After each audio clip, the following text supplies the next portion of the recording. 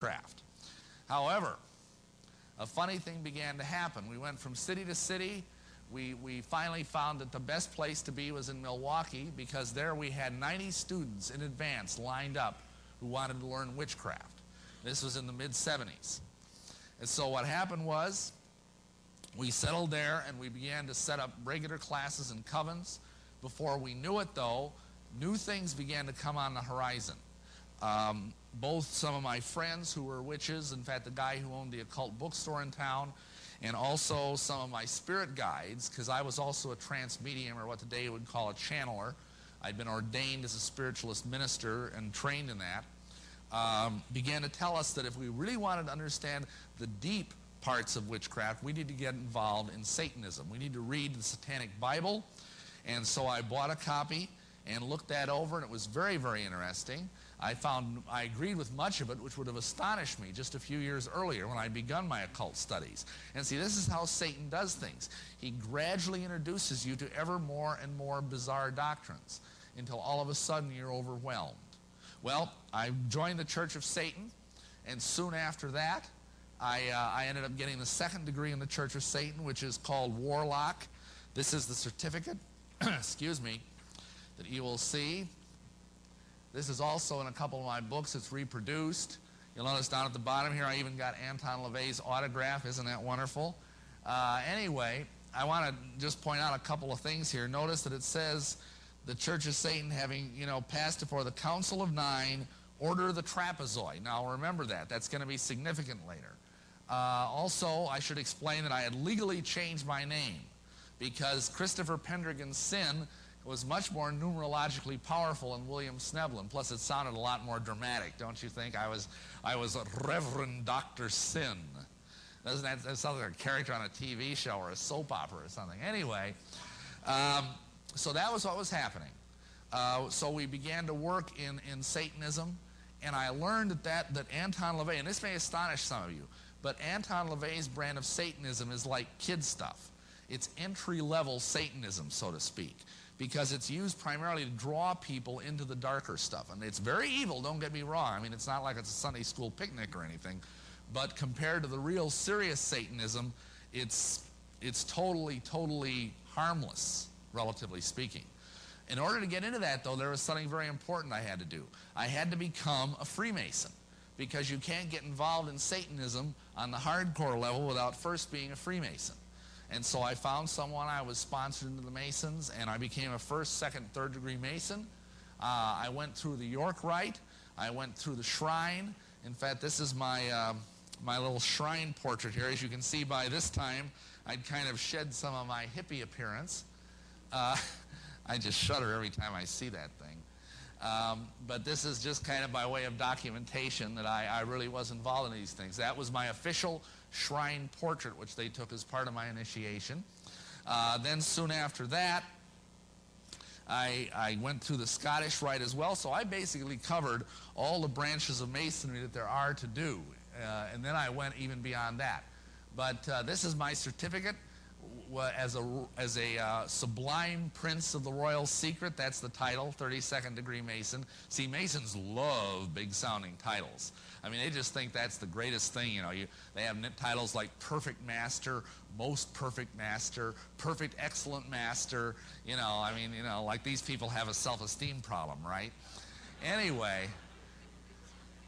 there's a couple things I just want you to notice about this, and I'll come back to it later. You'll notice the all-seeing eye up there, and you'll notice the motto, Ordo Ab Chao. And we'll talk more about those later. So once I went through all of that, I was worthy. I was ready to become involved in hardcore Satanism. What did that mean? Well, that meant I had to sell my soul to the devil. I didn't know that the devil already had it. Amen. This is a little ceremony that the devil likes to do, and I had to sign my name on the contract in blood. I had to sign my name in the black book. The deal was that I got 7 years in which the devil would give me anything I wanted. He'd given me wine, women, song, dope, power, you name it, I'd have it. Then at the end of those 7 years, he got to kill me and take me to hell. What a deal. Anybody want to sign up? Yeah, you see, you got to understand something. The satanic doctrine here is that hell is not what we believe it is, or what the Bible teaches it is. The satanic doctrine is that hell is this incredible party. It's like a nonstop, all-eternity orgy. So you're smoking dope, you're fornicating your brains out, you're listening to rock and roll through all eternity. And it's party-hardy time, whereas we were told that heaven was a place where losers that couldn't stand the dark, violent ecstasies of hell would just sit up there and strum on a dang harp for all eternity and just be bored, silly. So, bad scene. We thought hell was better. So this was how deceived I became. I went out and I got more and more involved in these various things. I signed up more people to sell their souls to the devil. I'm ashamed to say that now. But continually this was happening. And essentially, the next thing that happened, before I could get onto the priesthood of Satanism, excuse me, I had to get 7 people to sell their souls to the devil. The other thing I had to do, and this might astonish some of you, is I had to become a Catholic priest.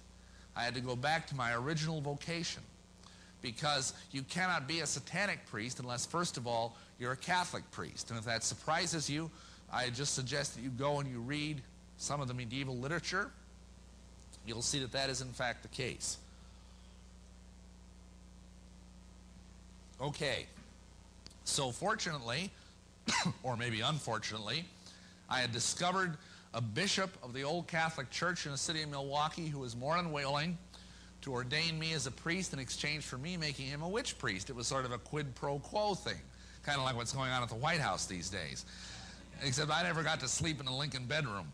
But anyhow, what happened was, I got consecrated a Catholic priest, and then later on I got involved with the patriarch of the Gnostic Catholic Church down in Chicago, and this is my certificate, being ordained, consecrated as a bishop in the Gnostic Catholic Church. And you'll notice a couple of other things that might be important here. One is that you'll notice that this is the ancient and primitive rite of Memphis and Mizraim. Now this is in French, and I apologize for that. The certificate is in my book, Lucifer Dethroned, if you want to see it and try and translate it. Now the rite of Memphis and Mizraim is the rite of Masonry that a lot of Masons aren't aware even exists. And this rite has 97 degrees. And I was raised to the 90th degree within that. If you'll notice down here, it says I was given the title of Grand Master of the Order of the Temple. That's 90th degree. And at the same time, I was made the Auxiliary Bishop of Milwaukee of the Gnostic Catholic Church.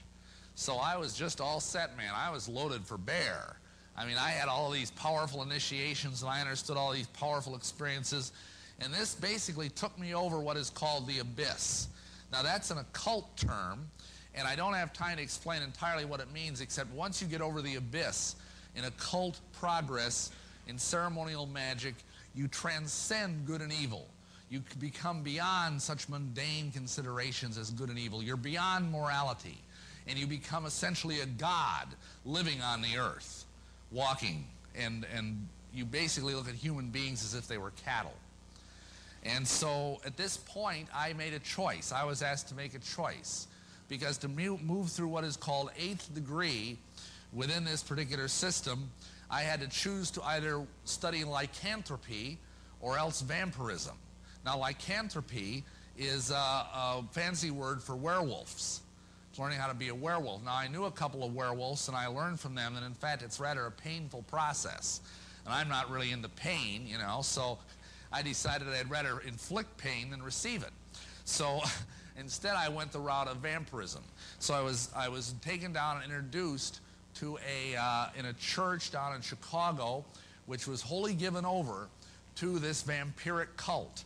And I was made to drink the blood of what I now believe to be a fallen angel, and he in turn drank my blood. And by doing that, something happened to my blood, and I was actually physiologically transformed in many subtle ways. My blood type changed. It became impossible for me to eat.